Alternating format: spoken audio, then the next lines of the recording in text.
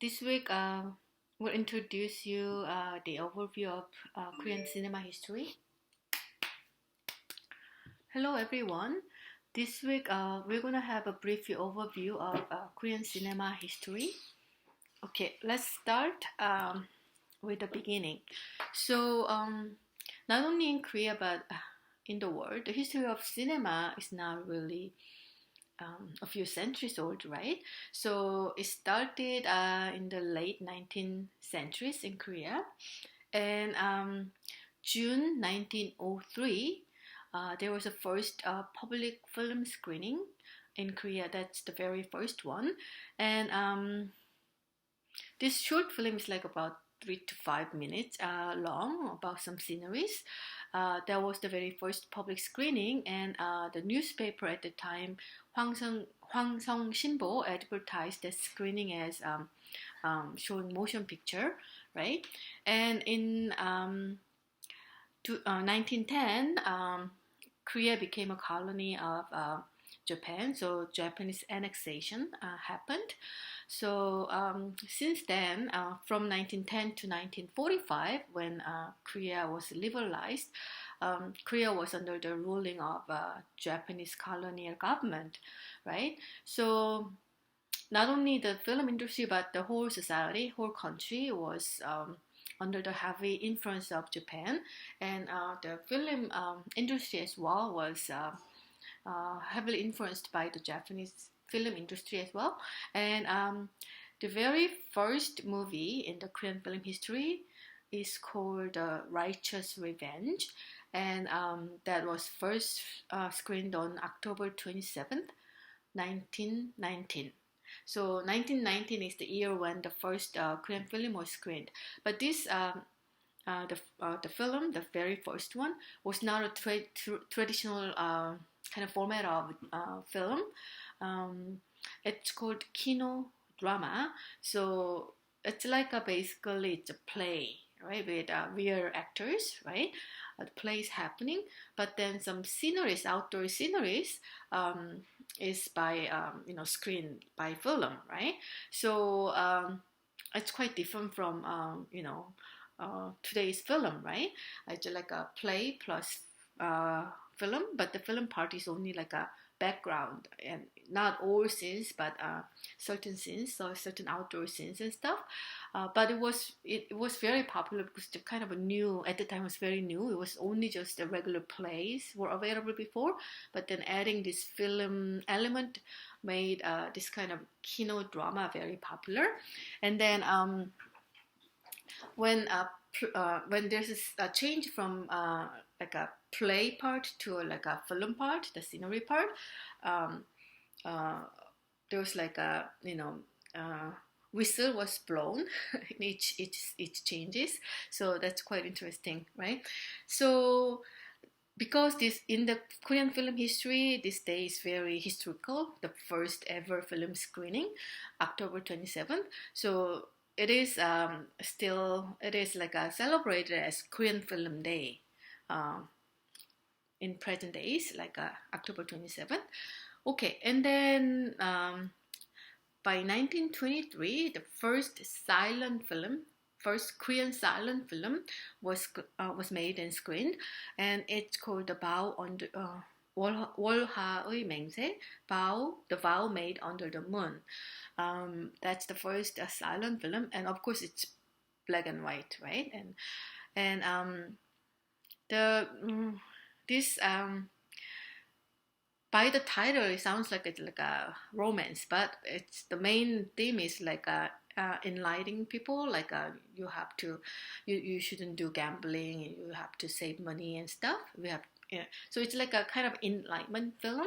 So it's funded, produced, and edited by the Japanese colonial government to kind of promote more savings and stuff. So it's a kind of enlightenment film. And by 1935, the first talking film came out, and it's called The Story of Chunyang. So Chunhyangjeon, that's the story of Chunyang. This theme was made into film many times, not only just 1935, the first talking film, but throughout the Korean cinema history, this same story has been remade into different films many times. And I think I will have a brief introduction of Chunhyang-jeon later in this lecture. Okay, so during the colonial period, there was a famous director actor called Na Eun-gyu. So Na is the last name, Eun-gyu is the first name, right? Short-lived, 1902 to 1937. So he was an anti-Japanese activist, actor, screenplay writer, and a director, right? Multitasking. And he produced and directed and starred in this film called Arirang, 1926. It was very, it has some, it has like a nationalistic theme, like a pro-independence. So a lot of Korean audience really like this film because of this message of the pro-independence movement, right? But it has a quite a nice cinematic quality, high cinematic quality, and then the box office, it was a huge box office success. But because of the content, kind of a pro-independent and anti-Japanese content, the film itself, the original film itself, no longer exists. So we cannot find the original film. We can only, we have only the record of it, or history about it, right? And okay, then he also, there are other famous films by Na Eun-gyu. I mean, the Arirang is silent film, and also other silent films that Na Eun-gyu produced are Punguna, 1926, Field Mouse, 1927, Deaf Samyong, 1929. You can see the photos, two photos of Na Eun-gyu there on the left. Okay, and because Korean cinema and the Korea itself was under the Japanese colonial government, right? The Korean cinema industry was heavy Japanese censorship, under the heavy Japanese censorship starting 1920, right? So any films produced had to be approved by the colonial government before screening, right? And sometimes in the theaters, the police was there at the theaters, and by 1940, the censorship and the control over film industry became even worse. So there's no more private movie production companies by 1940. So it should be only produced by the Japanese government, colonial government, and no private movie production companies could produce any films, right? And the Japanese censorship really limited the growth of the Korean film industry. Okay, so then what happened in the history between 1945 and 1950s? So in 1945, that's when Korea was liberated from Japan, right? And 3 years later, 1948, Korea North part and South part were divided at the 38th parallel, like a straight line at the time. And 2 years later, 1950, the Korean War broke, right? So and it was for 3 years. So between 1950 to 1953, there was the Korean War. And then in 1953, there was an armistice agreement, ceasefire agreement. So no more, gun shooting between each other. So it's not like a peace agreement. It's just like let's stop fighting, right? So at the time, the 4-kilometer wide demilitarized zone, it's called DMZ. DMZ was created. So in this zone, no more guns, no more there shouldn't be any guns and stuff, right? And also Joint Security Area, JSA, that area was created for face-to-face meetings between North and South Koreas, right? And during the war, 1950 to 1953, the whole country was destroyed. So obviously the movie production industries were destroyed as well, right? Okay, so let's move back to right after the liberation, right? And before the Korean War. So between 1945 and 1950, a lot of films were produced with this anti-Japanese themed films, right? Because Korea just got liberated from very harsh Japanese colonization period, and a lot of films were made were very anti-Japanese, right?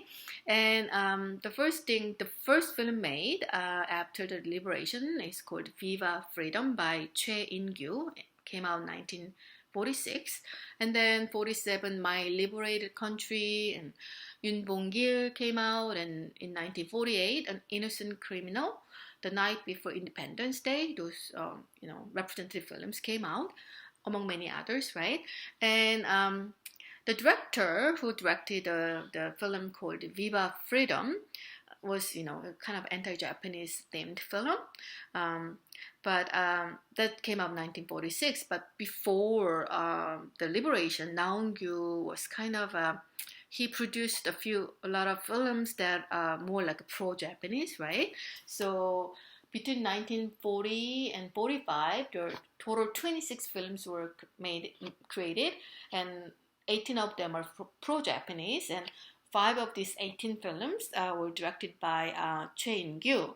So he was kind of guilty of kind of pro-Japanese, who was one of these pro-Japanese collaborators. But then after the liberation, he produced a film is kind of anti-Japanese film.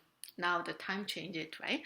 Okay, so what happened after the war?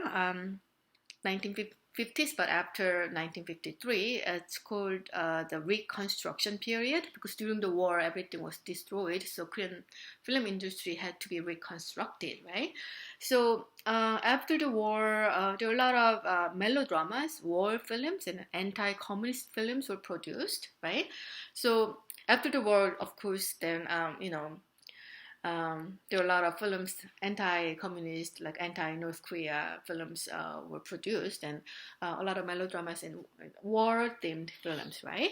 And so the represented films during this period, Dream in 1955, Piakol, and same year, and then Yangsando by Kim Gi-young.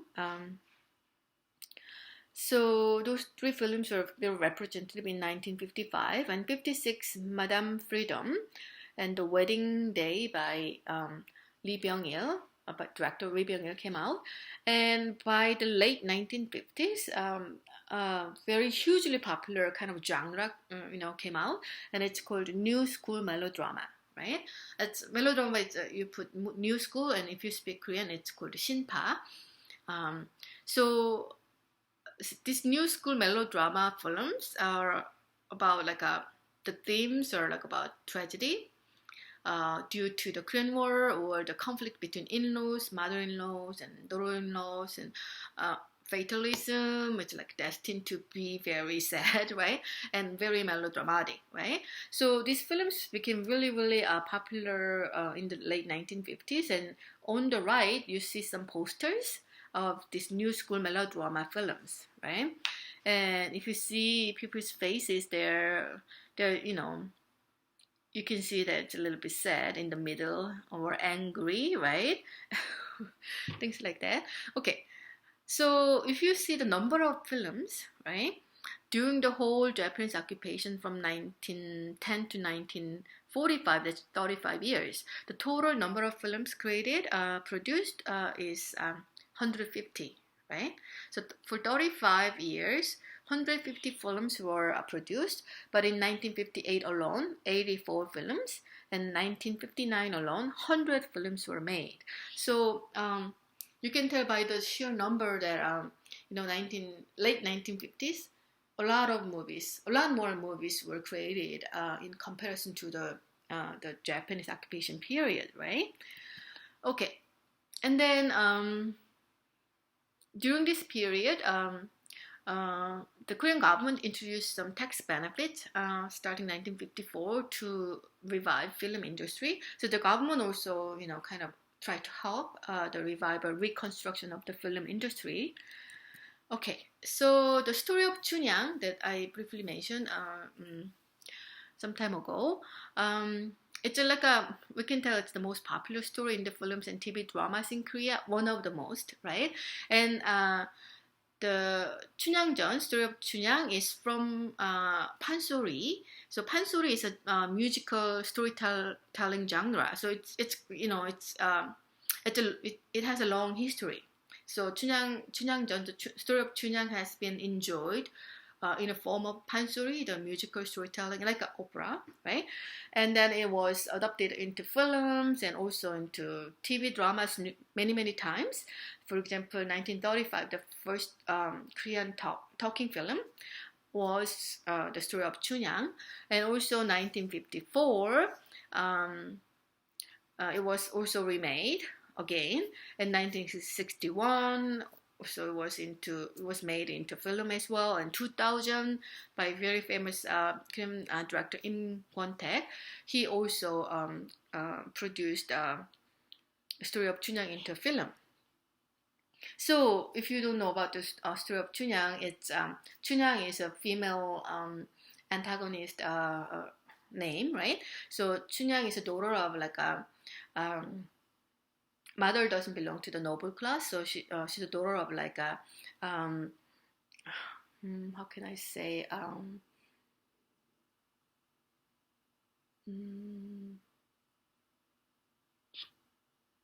so she's like a lower class. She belongs to lower class, and her lover belonged to noble class, right? So during Joseon Dynasty, that kind of love cannot work, right?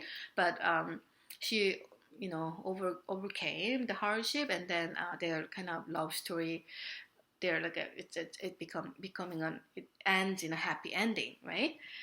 Okay, so let's move on to the 1960s. It's called the golden age of the Korean cinema because of a lot of films that were produced in that period, right? So it's called a kind of a renaissance of Korean film, and over 1,500 films produced in the 1960s, right?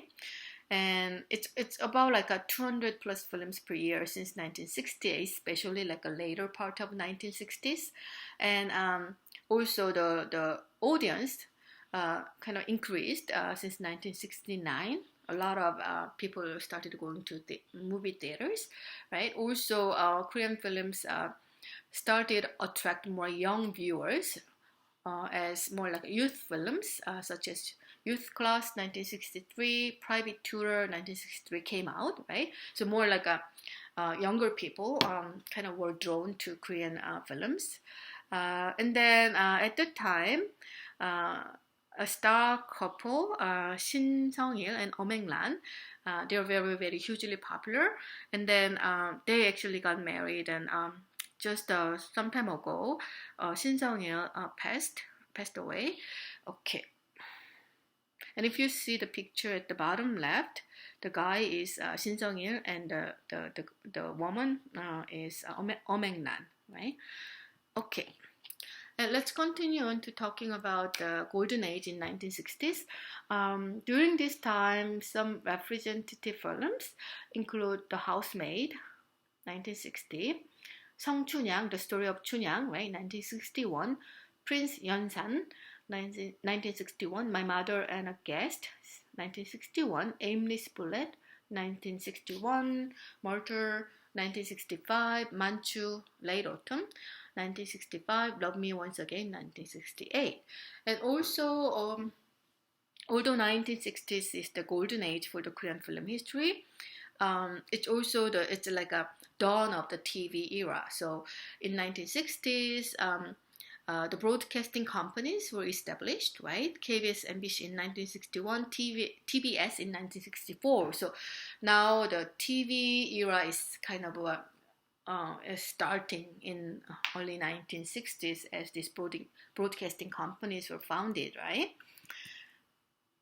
Okay, so and also since 1961, when the dictator Park Chung-hee um, became the president, right?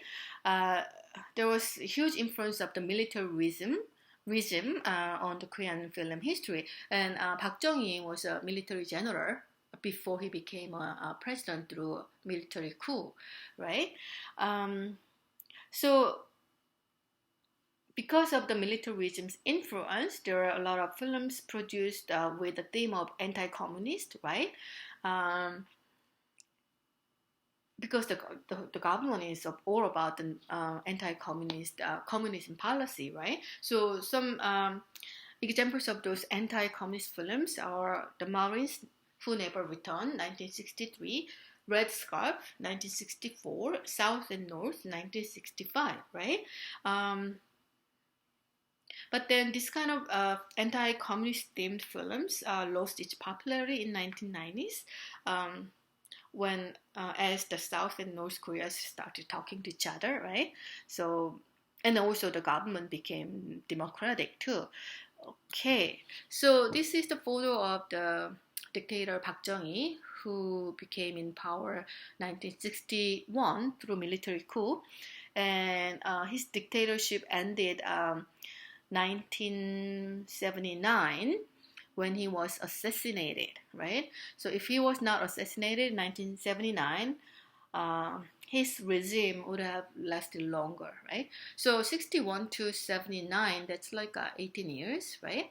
So if it's not a dictatorship, it cannot last that long, right?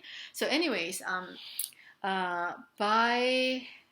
by the Park Chung-hee government, the control and censorship by the government was very severe, right? So in 1973, this government revised motion picture law um, to strengthen the film censorship, right?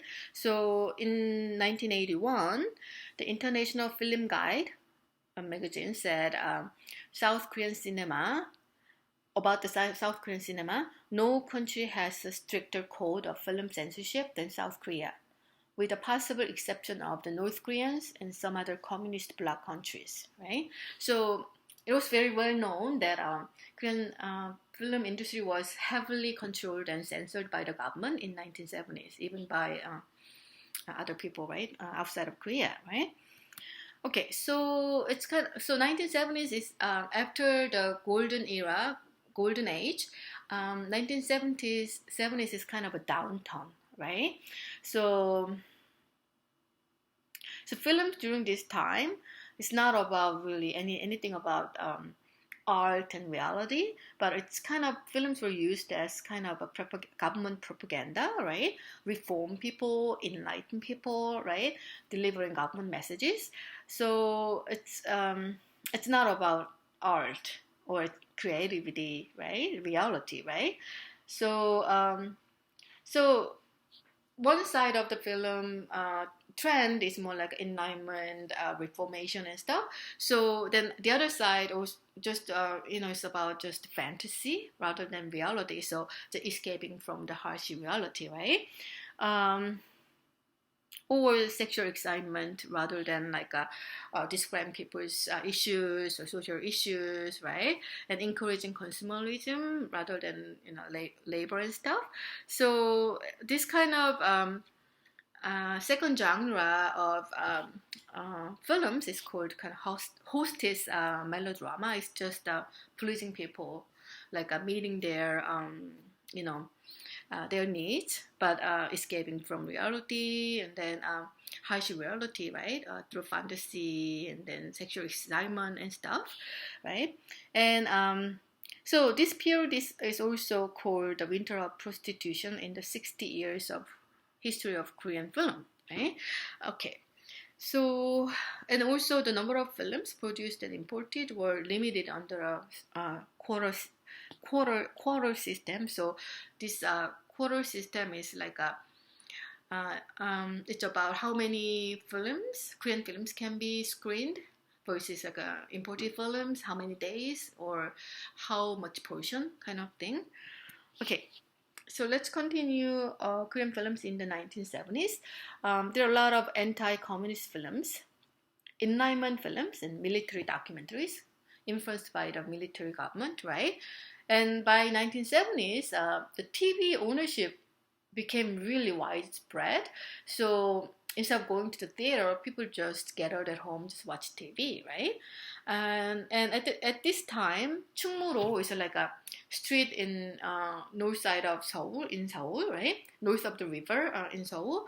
This Chungmuro kind of emerged as a center for next generation of young directors, such as Lee Jang-ho and Kim Ho-sun, right? So this Chungmuro is like a kind of, Hollywood, right, of America. So when Chungmuro emerged as kind of center of the film directors, next generation of film directors, that's like the 1970s, right? And that contributed to the development of Korean film industry and box office sales in the next decade, 1980s. Okay, so 1980s is the turning point from the what was that? Downturn, right? So when Park Chung-hee was assassinated in 1979, the next government, unfortunately, was by another military general. But the dictatorship was less harsh, right? So the censorship became more relaxed, especially since 1988, right? So from after Park Chung-hee's assassination, Chun Doo-hwan became a president, but then he's also like another dictator, and then used to be a military general, right? And when he stepped down in 1988, that's when the censorship Korea became more liberalized, and then at the same time, the film censorship became relaxed, right? And in 1984, the Fifth Amendment to the motion picture law kind of made a change the approval system to registration system for a production company. So before this amendment in 1984, if you want to make a film production company, you had to get an approval from the government. But after this amendment, you can just register. You can make your company and then you just register, and it's less country and a lot easier to make a company, right? And in 1986, the Sixth Amendment to the motion picture law allowed the direct import from the foreign movie companies. So before it was through the Korean distribution companies. For example, Hollywood films were kind of imported by the Korean distribution companies, and then distribution companies will distribute the films in Korea. But the Sixth Amendment, 1986, allowed that foreign companies, they can just bring the films into Korea without any middle like distribution companies, right? So 20th Century Fox came into Korea and make their branch, right? In August 1988, and Warner Bros. 1989, Columbia TriStar 1990, and Disney 1993. So because of that, there were like a very fierce competition among Hollywood versus Hollywood and domestic films, right? And with this law, a lot of people involved in the film history, they thought this will kill the Korean films, right? Because the Hollywood films can come in very easily to the Korean soil, but the result was kind of opposite, right? The Korean films didn't die. Korean films kind of revived, right? So let's continue in 1980s, right? So there was an emergence of adult films and melodramas as part of the new 3S policy by the government. So after Park Chung-hee, the Chun Doo-hwan government for 8 years until 1988 was another kind of dictatorship, right? So that government kind of promoted this 3S policy the 3S stands for sex, screen, and sports, right? So promoting sex, screen, and sport to divert people's interest from the political reality to something, more just enjoyment and having fun, right?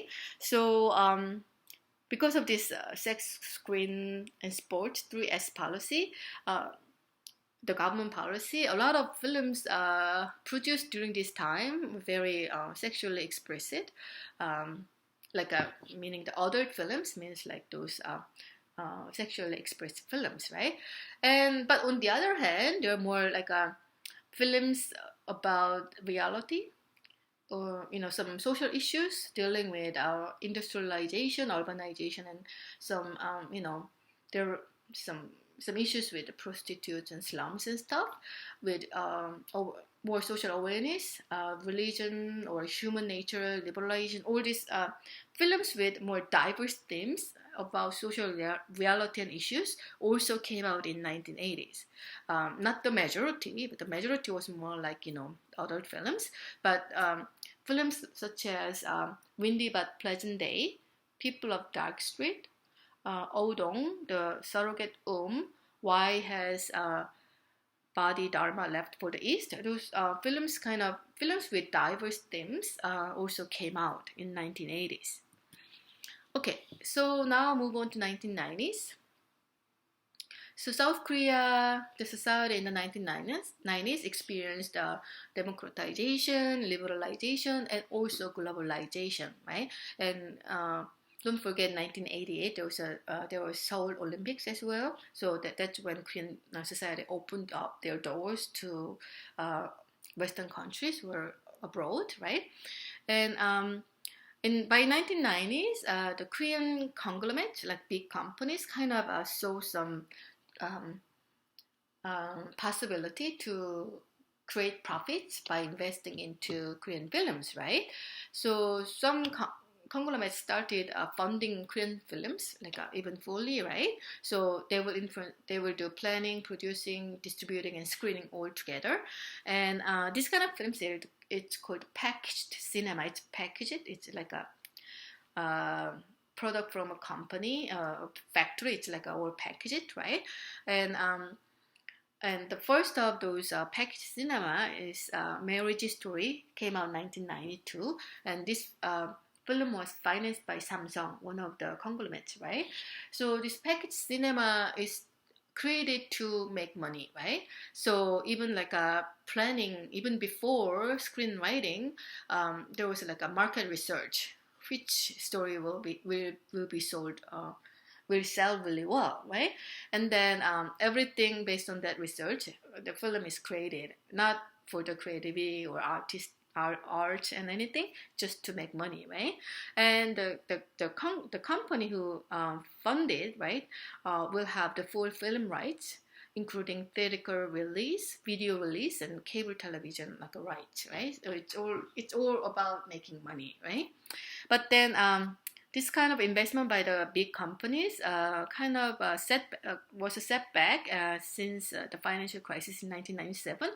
That crisis kind of forced a lot of companies, just focus on what's doing well, and then just close down all these branches, different like branches of all the their companies, to make their like a financial health better, things like that, right? So that's when after the financial crisis, the conglomerate kind of shut down their branches in the film part. Okay, so in the 1990s, there were like a new generation of producers and directors. 강우석, 신철, 심재명, 정지영, 박정원, 장선호, etc., right? And then Korean film started getting a lot of international film festival awards, some recognitions. We're going to talk about this a little bit more. For example, 인권택 서편제, and then 홍상수's The Day a Pig Fell into the Wall, 이창동's Green Fish. We're going to talk about this a little bit more later. And the leading films in 1990s, the representative ones, 임권택's The General's Son, 1990, Park Jung-won's Our Twisted Hero 1992, Im Gon-taek's 서편제 1993, Kang Woo-seok's Two Cups 1994, Jang Yoon-hyun's Contact 1997, Lee Jung-kook's The Letter 1998, Kang Jae-gyu's Shuri 1999. Okay, and then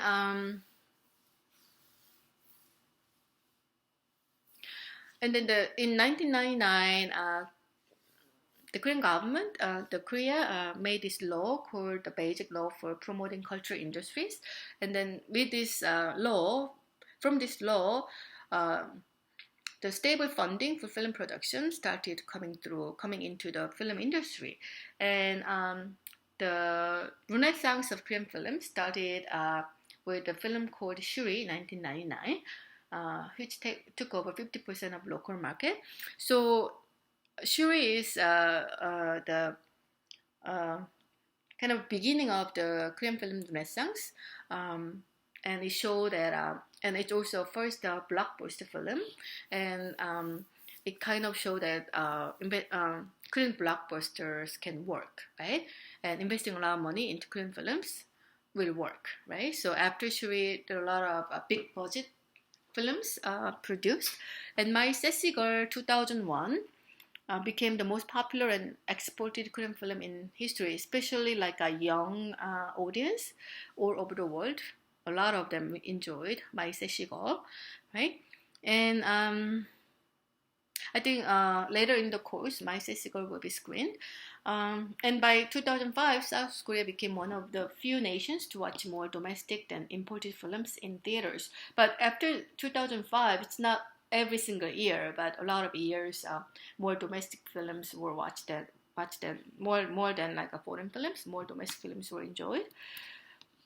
And the representative films in 2000. Lee Chang-dong's Peppermint Candy, Park Chan-wook's JSA, Kim Ji-won's Foul King, Hong Sang-soo's Virgin Stripped Bare by Her Bachelor, right? And so in the 1990s, with the emergence of the Korean wave, which is called Hallyu in Korean, Korean films became kind of enjoyed by a non-Korean audience, right? So the Korean film export increased directly, which was directly associated with the Korean wave. And then the demand for the Korean films are more from mainly the Asian film market, and Korean export has been kind of low in North America, but there are a number of Korean films remade in Hollywood films as well, and then the export is slowly increasing in North Korea as well. Okay, so some active film directors and their representative films. Bae Chang-ho, who directed, wrote The Last Witness, My Heart, Love Story, Young Man Dream, Our Sweet Days of Youth, and Lee Chang-dong, he debuted with a film called Greenfish, and his main representative films include Peppermint Candy, Oasis, Secret Sunshine, and Poetry. And Lee Chang-dong kind of he won a lot of awards from both domestic and international film festivals. So let's see. In 2002, he won a Special Directors Award for his film called Oasis at the Venice Film Festival. In 2010, he won Best Screenplay at Cannes Film Festival, and also Best Picture with the film called Poetry, right? And Kang Woo-seok is famous with his films called Hanbando, Public Enemy 1, another Public Enemy 2, 실미도 is the most famous one among his films, Two Cops and Moss. And then Kim Ki-duk debuted with Crocodile in 1996, and his main works include Spring, Summer, Fall, Winter, and Spring, it's one film, Three Iron, Samaria, Pungsan, Pieta. And he also won a lot of international film festival awards, right? So let's see. In 2004, he won Best Director Award for Samaria, the film called Samaria, at the Berlin Film Festival, and also Best Director Award for Three Iron at Venice Film Festival, and 2012 Golden Lion, the Best Film Award for Pieta at the Venice Film Festival. But then recently he's accused of sexual violence or sexual harassment. In his film, people involved in his film production. So anyways, it's still going on. Okay, so Hong Sang-soo debuted with The Day a Pig Fell into the Wall, 1996.